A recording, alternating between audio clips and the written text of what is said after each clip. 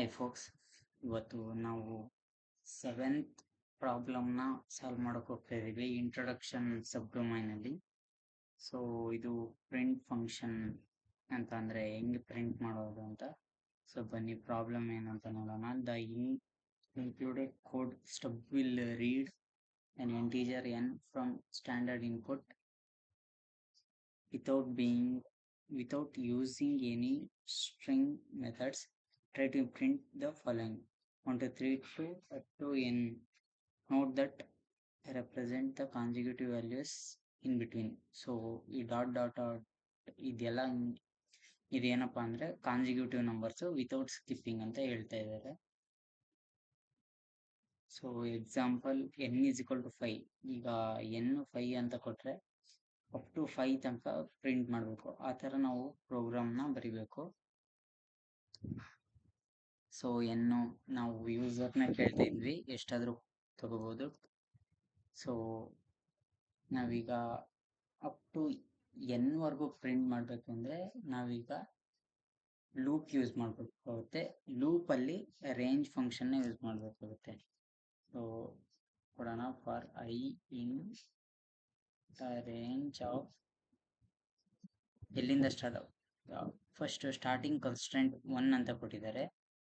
1 to n ಅಂತ ಕೊಡೋಣ. ಫಸ್ಟಿಗೆ n ಅಂತ ಯಾಕೆ ಅಂತಂದರೆ ಅಪ್ ಟು ಅಲ್ಲಿವರೆಗೂ ಪ್ರಿಂಟ್ ಆಗಬೇಕು, ಅದಕ್ಕೆ n ಕೊಟ್ಟಿದ್ದೀವಿ. ನೋಡೋಣ ಕರೆಕ್ಟ್ ಬರುತ್ತಾ ಇಲ್ವೋ ಅಂತ.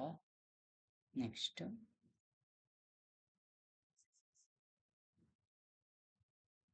Print of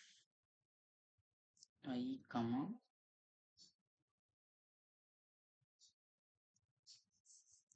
end is equal to, ಇದನ್ನ ಯಾಕೆ ಕೊಟ್ಟಿದ್ದೀವಿ ಅಂದರೆ ಐ ಅಂದರೆ 1 to n ತನಕ ಪ್ರಿಂಟ್ ಆಗಲಿ ಅಂತ.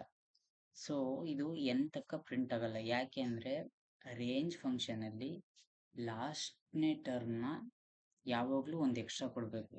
ಸೊ ನೀವೀಗ 5 ಪ್ರಿಂಟ್ ಮಾಡಬೇಕು ಅಂತಂದರೆ ನೀವು ಇಲ್ಲಿ ರೇಂಜ್ ಫಂಕ್ಷನಲ್ಲಿ 6 ಕೊಡಬೇಕಾಗುತ್ತೆ. ಏಕೆಂದರೆ 0 ಕೂಡ ಇನ್ಕ್ಲೂಡ್ ಆಗಿರೋದ್ರಿಂದ ನಾವು ಒಂದು ನಂಬರ್ ಜಾಸ್ತಿ ಕೊಡಬೇಕು. ಹಂಗಾಗಿ ನಾನು n+1 ಕೊಡ್ತೀನಿ. ಸೊ ಇವಾಗ ಕರೆಕ್ಟಾಗಿ ಪ್ರಿಂಟ್ ಆಗುತ್ತೆ. ಸೊ ಇಷ್ಟೇ ಈ ಪ್ರಾಬ್ಲಮ್ ಇಂದು answer. Thank you for watching.